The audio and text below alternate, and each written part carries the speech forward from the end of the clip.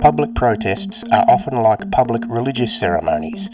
In both cases, people of similar faiths come together to publicly display their faith with gatherings, sermons, processions, various accessories, chanting and singing and so on. In both cases, the idea is to entreat the deity, whether it's a religious-based god or range of gods and goddesses, or whether it's the secular equivalent termed the government or business or the media or public opinion or what have you, to do something for them, whether it's to remember who the faithful are, or to make the weather favourable, or to answer individual prayers, or stop pollution, or stop rape, or stop poverty.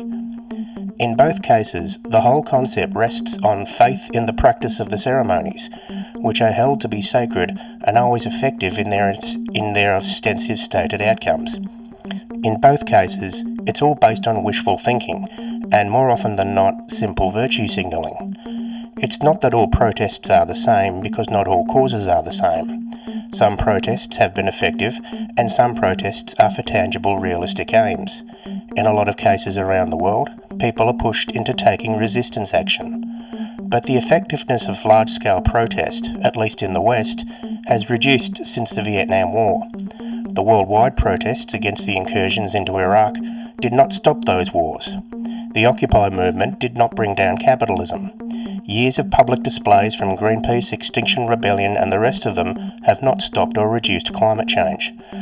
The more overarching and abstracted the demands are, the more reason is left out and blatant faith is required.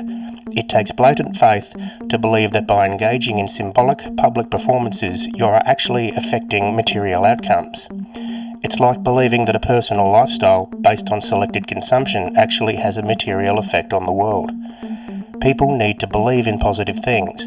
It stops them from despairing. People don't like feeling depressed and helpless, which is a pity because we are all helpless. Our collective social power is limited to the point of non-existence.